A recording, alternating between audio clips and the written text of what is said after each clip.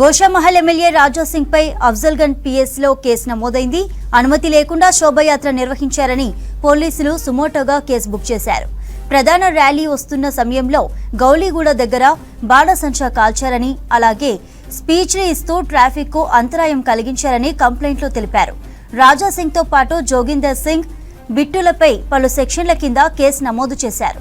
Goshamahal MLA Raja Singh పై అఫ్జల్గంజ్ కేసులో case నమోదైంది. అనుమతి లేకుండా శోభయాత్ర నిర్వహించారని పోలీసులు సుమోటోగా కేసు బుక్ చేశారు. ప్రధాన ర్యాలీ వస్తున్న సమయంలో గౌలీగూడ దగ్గర బాణసంచా కాల్చారని, అలాగే స్పీచ్లు ఇస్తూ ట్రాఫిక్ కు అంతరాయం కలిగించారని కంప్లైంట్లో తెలిపారు.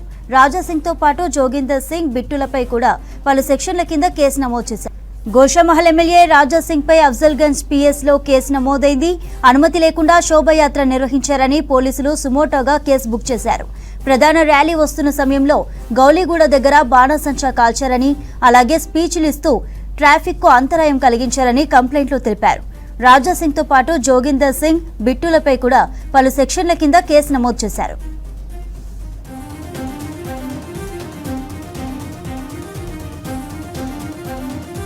హైదరాబాద్ వ్యాప్తంగా భారీగా ఉష్ణోగ్రతలు నమోదవుతున్నాయి. తొలిసారి సీజన్లో అత్యధికంగా 42.8 టెంపరేచర్ నమోదైంది. మరోవైపు రేపు కొన్ని జిల్లాల్లో అక్కడక్కడ వడగాల్పులు వీచే అవకాశం ఉందని హైదరాబాద్ వాతావరణ కేంద్రం హెచ్చరించింది. వచ్చే 3 రోజులు కొన్ని జిల్లాల్లో తేలికపాటి నుంచి వర్షాలు కురుస్తాయని చెప్పింది వాతావరణ శాఖ. హైదరాబాద్ లో సాయంత్రం వాతావరణం ఒక్కసారిగా మారిపోయింది. భారీ ఈదురుగాలులతో పాటు ఉరుములు మెరుపులతో కూడిన వర్షం పడింది. నగర శివార్లలోని పలు ప్రాంతాల్లో వర్షం కురిసింది. సికింద్రాబాద్, ఉప్పల్, చిలుకానగర్, మల్లాపూర్, నాచారం, చెంగిచెర్ల, కీసర, కొంపల్లి, చెర్లపల్లి, కాప్రా, కుషాయిగూడ, జవహర్ నగర్, నేరేడ్మెట్, ఈసీఐఎల్ ప్రాంతాల్లో వర్షం కురిసింది.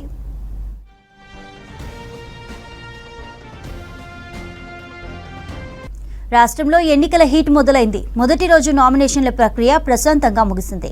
ప్రతి అభ్యర్థి నామినేషన్ వేసే ముందు బ్యాంక్ అకౌంట్లో ఎన్నికల ఖర్చు చూపించాలన్నారు సీఈఓ వికాస్ రాజ్. ఇక ఏప్రిల్ 25 వరకు నామినేషన్లు వేసేందుకు టైం ఉంది.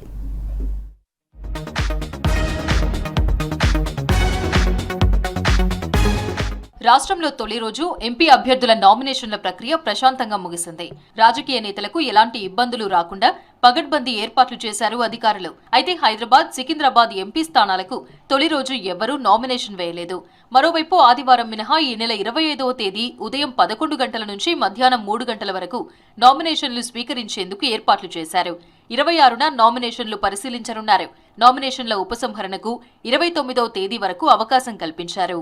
యూనిక్ క్యాండిడేట్స్ అంటే కొంతమంది 2-3 కూడా ఇచ్చారు. Candidates having criminal cases against them shall publish a declaration about such cases in TV channels and newspapers on 3 occasions. Recognized political parties and RUPPs which set up candidates with criminal cases, either pending or convicted, must publish declaration on their websites, TV channels and newspapers at least on 3 different dates during the specified period. There will be a marking of the boundary limit of the returning officer's office. నామినేషన్లు ఆన్లైన్లో కూడా స్వీకరిస్తామన్నారు రాష్ట్ర ఎన్నికల అధికారి Vikas Raj. Criminal కేసుల్ని చెప్పాల్సిందేనన్నారు. ప్రతి అభ్యర్థి nomination వేసే ముందు బ్యాంక్ అకౌంట్లో ఎన్నికల ఖర్చు చూపించాలన్నారు. 2,94,000 మంది ఉద్యోగులు డ్యూటీలో ఉంటారన్నారు Vikas Raj. So my request to all the candidates is please respect that boundary regarding that not more than 4 people going inside it. Before 3 p.m. up to the last date of nomination, that is on 25th of April. Then before that, Form A, Form B ఇవ్వాలి. First nomination form that he had given అందులో ఏ 3 ఇచ్చారు దాన్ని తీసుకోవడం జరుగుతుంది. Even though that particular nomination form might have been rejected for some other reason. Oath must be taken by the candidate before the authorised authority. ఇది చేయకపోతే reject అవుతుంది. At least 5 additional photos as posted in the nomination form needs to be submitted by the candidate. So there is a specification given by the Election Commission regarding the photos. Please adhere to that. ఇక సిటీలోని Hyderabad parliament స్థానానికి nomination పత్రాలు జిల్లా collectorate కార్యాలయంలో collector స్వీకరించేందుకు ఏర్పాట్లు చేశారు. ఇక Secunderabad MP అభ్యర్థులు సికింద్రాబాద్ జోనల్ ఆఫీసులో అడిషనల్ కలెక్టర్ హేమంత్ కేశవ్ పాటిల్ కు నామినేషన్ పత్రాలు ఇస్తున్నారు. కంటోన్మెంట్ అసెంబ్లీ స్థానానికి సీఈఓ రిటర్నింగ్ అధికారిగా వ్యవహరిస్తున్నారు. ఇక ప్రతి ఒక్క అభ్యర్థి 4 సెట్ల నామినేషన్లు దాఖలు చేయవచ్చన్నారు జీహెచ్ఎంసీ కమిషనర్ రొనాల్డ్ రాస్. అభ్యర్థి వెంట 4 మాత్రమే లోపలికి అనుమతిస్తామని తెలిపారు. ఒక ఎంపీ అభ్యర్థి గరిష్టంగా 95 లక్షలు ఖర్చు చేసుకోవచ్చని తెలిపారు. 2024 ఫిబ్రవరిలో రిలీజ్ అయిన ఫైనల్ ఓటర్ జాబితాలో మొత్తం 45,70,138 మంది ఓటర్లు ఉన్నారు.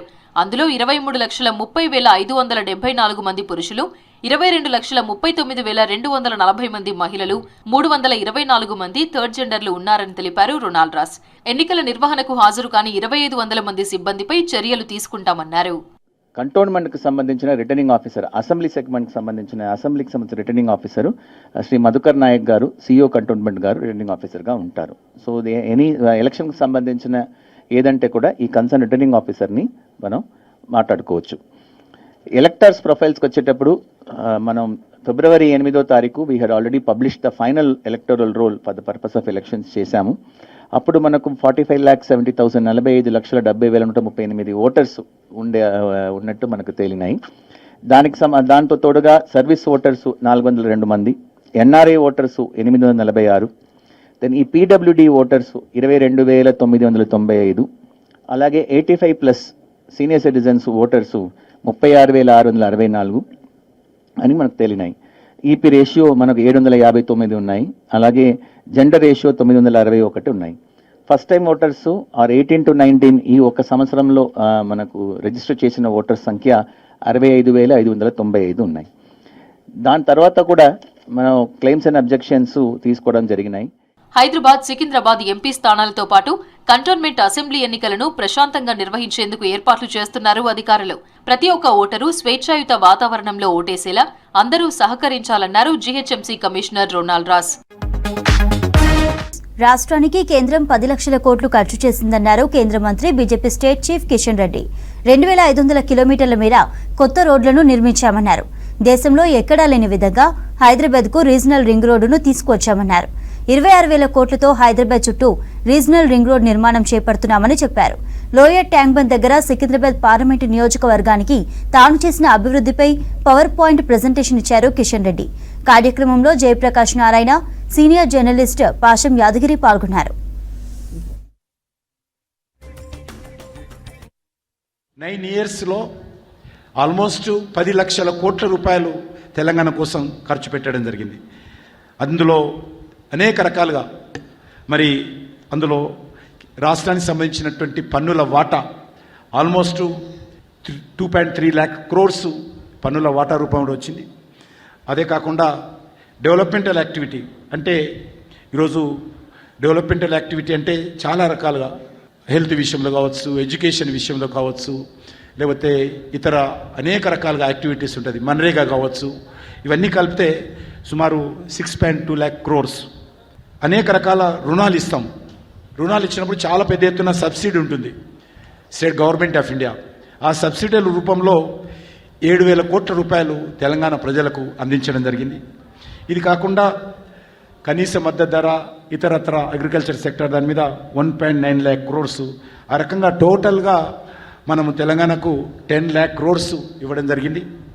అంతేకాకుండా అందులో కొంత డివైడ్ చేసి చూసినట్లయితే జాతీయ రహదారుల మీదనే లాస్ట్ 9 years అంటే 67 years మోడీ గారు కాకముందు తెలంగాణ జాతీయ రహదారులకు సంబంధించి 2,500 కిలోమీటర్లు ఉండేది. ఈ యొక్క 9 yearsలోనే, అంటే 9 years కూడా 9 yearsలోనే మరి నరేంద్ర మోడీ గారి ప్రభుత్వము కొత్తగా 2,500 కిలోమీటర్ల జాతీయ రహదారుల రోడ్డు వేయడం జరిగింది. అదేవిధంగా గతంలో వేసినటువంటి జాతీయ రహదారులకు ఇప్పుడు వేస్తున్నటువంటి జాతీయ రహదారులకు చాలా క్వాలిటీతో కూడినటువంటి పటిష్టమైనటువంటి రోడ్లు వేయడము, పాత రోడ్లు గతంలో వేసినటువంటి రోడ్లన్నీ కూడా రిపేరింగ్ చేయడము, రీకార్పెట్ చేయడము, పునర్నిర్మాణం చేయడం జరిగింది. అది జాతీయ రహదారులకు సంబంధించి అది ఆల్మోస్ట్ 1,00,000 కోట్లకు పైన 1,08,000 కోట్ల రూపాయలు మరి దీని మీద ఖర్చు పెట్టడం జరిగింది. ఇప్పుడు ఇంకా కన్స్ట్రక్షన్లో ఉన్నాయి. ఇప్పుడు 2500 పూర్తి చేసి డెడికేట్ చేశాం తెలంగాణలో కొత్తగా ఏర్పాటు చేసినటువంటి 33 జిల్లాలలో చాలా వేగవంతంగా 32 జిల్లాలకు 32 డిస్ట్రిక్ట్స్ నెట్వర్క్స్ ఇప్పుడు కంప్లీట్ అయింది. ఒక్క జిల్లా పెద్దపల్లి ఉంది, దాన్ని కూడా తొందరగా పూర్తి చేస్తాం. జాతీయ రహదారులతోటి ఎంబడి అనుసంధానం చేయించుకున్నాం. ఇప్పుడు ఇంకొక 2269 కిలోమీటర్ల జాతీయ రహదారుల రోడ్డు కన్స్ట్రక్షన్ ఆన్లో ఉంది. దాన్ని కూడా ఆల్మోస్ట్ 80,000 కోట్ల రూపాయలు ఖర్చు కాబోతుంది. ప్రజాస్వామ్యంలో ప్రజలే ప్రభువులు. మనం ఇచ్చిన పన్నుల డబ్బులతో ఈ దేశంలో మన పిల్లల భవిష్యత్తును కాపాడడం కోసం నిర్ణయాలు చేస్తారు. అవి చాలా సమగ్రంగా, కూలంకషంగా. ఇంకా ఈ దేశంలో ప్రజాస్వామ్యం లేదు అని మాట్లాడేవాళ్ళు దేశం లోపల, దేశం బయట వివిధ కారణాలు ఉండొచ్చు వాళ్ళ మనసుల్లో. కానీ బుద్ధుడి తత్వాన్ని గురించి బుద్ధుడు చెప్పింది సమ్యక్ దృక్పథం, పర్స్పెక్టివ్. అది లేకుండా వెర్రి చేష్టలు చేస్తే మన సమాజాన్ని మనం అవమానపరిచిన వాళ్ళు అవుతాం. వాళ్ళు మనకున్న వనరుల పరిమితి లోపల అద్భుతమైన కార్యక్రమాలని చిత్తశుద్ధితో దీర్ఘకాలికంగా చేపడుతున్నారని చెప్పని ఇక వివరాలు చెప్పక్కర్లేదు. మనం చూడవలసింది ఆ మనిషి ప్రతినిధిగా ఎలా స్పందిస్తారు. ఆ విషయంలో కిషన్ రెడ్డి గారికి టాప్ మార్క్స్. తెలుగు రాష్ట్రాల్లో అభివృద్ధి ఏం చేశారు, ఏం దోహదం చేశారు ఇవాళ చూసాం అద్భుతంగా. మూడోది, జాతీయ స్థాయిలో ప్రభుత్వ నిర్వహణ బాధ్యతలో ఉన్నారు. ఓ ప్రభుత్వంగా ఈ దేశ ఉన్నతి కోసం ఏ ప్రయత్నాలు చేస్తున్నారు అది ప్రజల ముందున్నది. వారిని మనసారా అభినందిస్తున్నాను, మరోసారి గర్వపడుతున్నాను. ప్రజలు విచక్షణతో ఓటును ఉపయోగించుకుని తమ మంచిని తాము తెలుసుకుంటారని. Will he gain a measure of control over his life and destiny. సంస్కారం లేని వాళ్ళు, తెలంగాణ అంటే కొట్టిన వాళ్ళు, 16 పార్టీలు మారిన వాళ్ళు, మాట్లాడితే చాలు బూతు మాటలు మాట్లాడే వాళ్ళు, అట్లాంటి వాళ్ళకు ఓటేయకూడదు. సంస్కారవంతులకు ఓటేయాలి. మచ్చలేని వారికి ఓటేయాలి. సంస్కారము, శీలము, జ్ఞానము, కరుణ, ఆచరణ ఉన్న వ్యక్తులకు మాత్రమే ఓటేయాలి. అది మీరే బేరీజ్ వేసుకోండి. దత్తాత్రేయ గారు కావచ్చు, కిషన్ రెడ్డి గారు కావచ్చు. బుద్ధుడు చెప్పినవి ఆచరిస్తున్నాను. మాజీ సీఎం బీఆర్ఎస్ అధినేత కేసీఆర్ అన్న కొడుకు కల్వకుంట్ల కన్నారావుపై మరో కేసు నమోదైంది. కన్నారావుతో పాటు మరికొందరు తన ఇంట్లో అక్రమంగా చొరబడి బంగారం, నగదు ఎత్తుకెళ్లారని బంజారాహిల్స్ పోలీసులకు ఫిర్యాదు చేశారు సాఫ్ట్వేర్ ఉద్యోగి విజయవర్ధన్. ల్యాండ్ సెటిల్మెంట్లో కన్నారావు, బిందు మాధురి అలియాస్ నందిని చౌదరి, శ్యామ్ ప్రసాద్, సంతోష్ నడిపెల్లి, తులసిరామ్లు తనను బెదిరించారని ఆరోపిస్తున్నాడు విజయవర్ధన్. అప్పటి ఏసీపీ భుజంగారావు కూడా కన్నారావుకు సహకరించాలని తనపై ఒత్తిడి తెచ్చినట్టు బాధితుడు విజయవర్ధన్ చెప్తున్నాడు. గతంలో బిందు మాధురిపై పలు కేసులున్నాయని చెప్పాడు. విధుల్లో అలసత్వం వహించిన 6 పోలీసు అధికారులను సస్పెండ్ చేశారు మల్టీజోన్ 1 ఐజీ ఏవీ రంగనాథ్. దీనికి సంబంధించిన ఉత్తర్వులు జారీ చేశారు. సస్పెండ్ అయిన వారిలో 2 ఇన్స్పెక్టర్లు, మరో 2 ఎస్ఐ, 1 హెడ్ కానిస్టేబుల్ ఉన్నారు. ప్రజాభవన్లో ర్యాష్ డ్రైవింగ్ కేసులో బోధన్ ఇన్స్పెక్టర్ ప్రేమ్ కుమార్, మద్యం సేవించి డ్యూటీకి వచ్చిన నిజామాబాద్ సీసీఎస్ ఇన్స్పెక్టర్ రమేష్, జగిత్యాల జిల్లా సారంగాపూర్లో గంజాయి కేసులో నిర్లక్ష్యంగా ఉన్న ఎస్ఐ మనోహర్ రావును విధుల నుంచి తొలగించారు ఏవీ రంగనాథ్.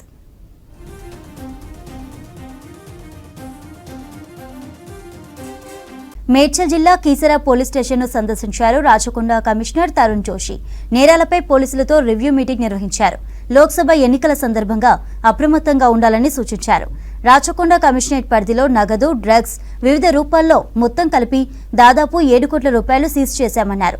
సమస్యాత్మక ప్రాంతాల్లో ఫ్లాగ్ మార్చ్ నిర్వహిస్తామన్నారు. కార్యక్రమంలో మల్కాజ్గిరి డీసీపీ పద్మజ, ఏసీపీ నరేందర్ గౌడ్ పాల్గొన్నారు. ప్రిపేర్నెస్ ఎట్లా ఉంది, క్రైమ్ చాలా అన్ని ప్లేసెస్ జరుగుతుంది. దాని గురించి కొన్ని కేసెస్ కూడా రివ్యూ చేశాను. చాలా cases general interaction with SHO, ACP గారు ఉన్నారు, మార్నింగ్ డీసీపీ గారు కూడా ఉన్నారు. కొన్ని మా తీసరా పోలీస్ స్టేషన్ వాళ్ళకి అన్ని ఫోర్స్ కి ఇంటరాక్ట్ చేశాను. మంచిగా పని చేస్తున్నారు. Just we're preparing for the forthcoming Lok Sabha elections. Worth we're last about 7 crore plus already. మొత్తం కమిషనరేట్ కలిపి ఈ స్పెసిఫిక్ ఈ పోలీస్ స్టేషన్ కి నాకు ఇప్పుడు ఫిగర్స్ లేదు. బట్ అన్ని ఆల్ ఐటమ్స్ కలిపి అరౌండ్ 8 lakhs. దట్ ఈస్ సిటీలో 29 ఫైర్ స్టేషన్లు ఉన్నాయన్నారు fire and safety DG Nagireddy. ఎలాంటి పరిస్థితులు ఎదురైనా ఎదుర్కోవడానికి సిద్ధంగా ఉన్నామన్నారు. అగ్నిమాపక శాఖ వారోత్సవాల్లో భాగంగా గచ్చిబౌలి డిఎల్ఎఫ్ బిల్డింగ్లో ఫైర్ సేఫ్టీపై అవగాహన కార్యక్రమాన్ని నిర్వహించారు. బహుళ అంతస్తుల భవనాల నిర్మాణ సమయంలో ఎలాంటి ఫైర్ సేఫ్టీ జాగ్రత్తలు తీసుకోవాలో బిల్డర్లకు సూచించారు. కార్యక్రమంలో బిల్డర్లతో పాటు అగ్నిమాపక సిబ్బంది పాల్గొన్నారు.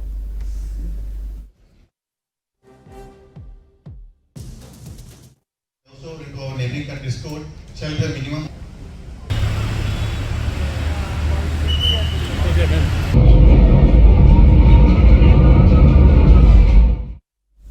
సికింద్రాబాద్ జూబ్లీ బస్టాండ్లో ఫైర్ సేఫ్టీపై మాక్ డ్రిల్ నిర్వహించారు అగ్నిమాపక సిబ్బంది. అగ్ని ప్రమాదాలు జరిగినప్పుడు తీసుకోవాల్సిన జాగ్రత్తలు, నివారణ చర్యలపై ప్రయాణికులకు అవగాహన కల్పించారు. ప్రజలకు సరైన అవగాహన లేకపోవడంతో ఇటీవల జరిగిన ప్రమాదాల్లో చాలా మంది చనిపోయారని తెలిపారు ఫైర్ ఆఫీసర్ మోహన్ రావు. కార్యక్రమంలో ఫైర్ సిబ్బందితో పాటు ఆర్టీసీ సిబ్బంది సైతం పాల్గొన్నారు. ఏప్రిల్ 14 నుంచి 20 వరకు నిర్వహించడం జరుగుతుంది. అందులో భాగంగా ప్రతిరోజు ఈ వారోత్సవాల్లో ఒక్కొక్క రోజు ఒక్కొక్క ప్రిమిసెస్ ఒక ఆవరణం ఎంచుకుంటాము. ముఖ్యంగా ఫైర్ జరిగినప్పుడు అప్రమత్తంగా ఎలా ఉండాలి అనే దాని మీద ఈ అవేర్నెస్ ప్రోగ్రామ్ జరుగుతూ ఉంటుంది. బిల్డింగుల్లో చిక్కుకున్నప్పుడు బయటికి ఎలా రావాలి, ఇండస్ట్రీస్లో జరిగినప్పుడు ఎట్లా ఉండాలి, వాళ్ళంతటి వాళ్ళు ఫైర్ సేఫ్టీ పాటించాలి మరియు విధిగా నిర్వహించాలి. అక్కడ ఉన్నటువంటి అందరి సెక్యూరిటీ బాధ్యత సంబంధిత మేనేజ్మెంట్ మీద కూడా ఉంటుందని తెలియజేస్తూ ఈ కార్యక్రమాలు నిర్వహించడం జరుగుతుంది. హైదరాబాద్ కాచిగూడ రైల్వే స్టేషన్లో వరల్డ్ హెరిటేజ్ డే వేడుకలు ఘనంగా నిర్వహించారు సౌత్ సెంట్రల్ రైల్వే అధికారులు. వారసత్వ సంపదను కాపాడాల్సిన బాధ్యత ప్రతి ఒక్కరిపై ఉందన్నారు అడిషనల్ జీఎం ధనంజయ్లు. పురాతన వస్తువులు, రైల్వే స్మారక చిహ్నాలతో ఉన్న రైల్ మ్యూజియాన్ని ప్రారంభించారు. ఆ తర్వాత వరల్డ్ హెరిటేజ్ థీమ్తో వ్యాసరచన పోటీలు, డ్రాయింగ్ కాంపిటీషన్, డిబేట్ వంటి వాటిల్లో గెలుపొందిన విద్యార్థులకు బహుమతులను అందజేశారు. ఈ నెల 23 వరకు రైల్ మ్యూజియంలోకి ఫ్రీ ఎంట్రీ సదుపాయం ఉందన్నారు అడిషనల్ జీఎం ధనుంజయులు. దినం సందర్భంగా కాచిగూడ రైల్వే స్టేషన్ పరిసరాల్లో ఉన్న రైల్వే మ్యూజియంని ఆధునీకరించి ప్రజలకు అందుబాటులో ఉంచే ప్రయత్నం చేస్తున్నాము. ఈ రోజు నుంచి వారం రోజుల పాటు ఈ ప్రపంచ వారసత్వ దిన వేడుకల సందర్భంగా ఈ మ్యూజియం ఎంట్రీ ఉచితంగా చేస్తున్నాము. ఈ అవకాశాన్ని నగర ప్రజలు, రైల్వే ప్రయాణికులు, ముఖ్యంగా విద్యార్థులు ఉపయోగించుకొని 170 సంవత్సరాలు దాటిన ఘనమైన రైల్వే వారసత్వ సంపదను వారు చూసి ఆనందిస్తారని, తద్వారా విజ్ఞానాన్ని పొందుతారని ఆశిస్తున్నాము. భారతీయ రైల్వేలు అందుబాటులో వచ్చినటువంటి సాంకేతిక పరిజ్ఞానాన్ని వినియోగించుకొని ఆధునీకరించుకుంటూ ఎన్నో దశలు దాటి ఈరోజు వందే భారత్ రైళ్లు నడపటం ఏంటి, ప్రజల ముఖ్యమైనటువంటి నిత్యావసర వస్తువులైన బొగ్గు, ఆహార ధాన్యాలు, ఎరువులు, సిమెంటు తదితర నిత్యావసర వస్తువుల రవాణా విషయంలో అయితేనేమి, మెరుగైన ప్రయాణికుల సేవలు, మెరుగైన వినియోగదారుల సేవలు అందించడంలో ఎంతో అభివృద్ధి సాధించింది. వివిధ దశల్లో రైల్వే సాధించిన అభివృద్ధికి ముందు ఏ దశలు దాటింది అని తెలుసుకోవటానికి ఈ రైల్ మ్యూజియంలో ఉంచినటువంటి వస్తువులు, మేము సేకరించినటువంటి ఫోటోగ్రాఫ్స్, కొన్ని వివరాలతో సంక్షిప్తంగా ఇక్కడ పొందుపరచడం జరిగింది. ఇది ప్రజలకు ఆసక్తికరంగా ఉంటుందని ఆశిస్తున్నాము. ఐపీఎల్ టికెట్ల అమ్మకాల్లో జరుగుతున్న అవినీతిపై ప్రభుత్వం విచారణ జరిపి దోషులపై చర్యలు తీసుకోవాలన్నారు ఏఐవైఎస్ రాష్ట్ర అధ్యక్షులు Waliullah Khadri. Hyderabad cricket association board అక్రమాలపై ఉన్నత స్థాయి కమిటీ నియమించి విచారణ జరపాలన్నారు. హైదరాబాద్ హిమాయత్ నగర్లో ఏఐవైఎఫ్ ఆధ్వర్యంలో సమావేశం జరిగింది. గతంలో ఐపీఎల్ టికెట్ల అమ్మకాల వివరాలు పబ్లిక్ డొమైన్లో పెట్టేవారన్నారు. ఇప్పుడు అలా చేయడం లేదని మండిపడ్డారు. ఇప్పటికైనా అమ్ముడైన టికెట్ల వివరాలను బహిరంగంగా తెలపాలని, లేకపోతే పెద్ద ఎత్తున ఆందోళన చేస్తామని హెచ్చరించారు ఏఐవైఎఫ్ నేతలు. పూర్తి స్థాయిలో అవినీతి కుంభకోణాలకు పాల్పడుతుందని మీ సందర్భంగా అఖిల భారత సమైక్యగానే ఆరోపిస్తున్నాం. ఎందుకంటే ఈ మధ్యకాలంలో ఐపీఎల్ కల్చర్ క్రికెట్లో వచ్చిన తర్వాత పూర్తి స్థాయిలో కరప్షన్కి ఎదురుగా కార్పొరేట్ కల్చర్ని క్రికెట్లో ప్రమోట్ చేస్తున్నారు. ఇదే కాదు, ఎస్సీఏ దీన్ని నిర్వహించడంలో వాళ్ళకు ఇష్టమైనటువంటి వాళ్ళకు టికెట్లు అమ్ముకోవడం, అదేవిధంగా కొన్ని ఆన్లైన్ కంపెనీలకు టికెట్లు అమ్ముకోమని, టికెట్లు ఉండగానే అయిపోయిందని చెప్పి బ్లాక్ చేసుకున్నటువంటి సంఘటనలు ఈ మధ్యకాలంలో బయటికి రావడం. ఆ సంఘటనలో భాగంగానే అఖిల భారత యువజన సమైక్య ఇప్పటికే రాష్ట్ర ప్రభుత్వం రిస్క్లో తీసుకోపోయింది. కానీ రాష్ట్ర ప్రభుత్వం ఇప్పుడు దాకా కూడా ఇంత పెద్ద కుంభకోణం కోట్లాది రూపాయలు కుంభకోణం జరుగుతున్నా కూడా రాష్ట్ర ప్రభుత్వం స్పందించకపోవడం చాలా బాధాకరం. నేను వెంటనే రేవంత్ రెడ్డి గారిని అప్పీల్ చేస్తున్నా, మీరు దయచేసి ఈ ఐపీఎల్ పేరు మీద క్రికెట్లో జరుగుతున్నటువంటి కరప్షన్పై ఒక విచారణ కమిటీ వేసి కఠినంగా శిక్షించాలి, విచారణ కమిటీ వేసి దోషులను కఠినంగా శిక్షించాలని సందర్భంగా కోరుతున్నా. ఈ తక్షణమే ఈ టికెట్ల నెపంతో జరిగినటువంటి కుంభకోణాన్ని, అవినీతి అక్రమాల మీద పూర్తిగా రాష్ట్ర ప్రభుత్వం చొరవ తీసుకోవాల్సిన అవసరం ఉంది. అదేవిధంగా ఈరోజు టికెట్లు కేవలం ప్రభావవంతమైనటువంటి అధికారులకు లేకపోతే కార్పొరేట్ శక్తులకు మాత్రమే టికెట్లు చేరుతున్నాయనేది మా విశ్వసనీయ సమాచారం ప్రకారం తెలిసింది. తక్షణమే మీరు ఈ ఐపీఎల్ కుంభకోణానికి సంబంధించి అదేవిధంగా హెచ్సిఎల్లో జరుగుతున్నటువంటి అవినీతి అక్రమాల మీద తక్షణమే విచారణ కమిటీ వేయాలి. ఇవి Hamara Hyderabad updates. Stay tuned to V6 news.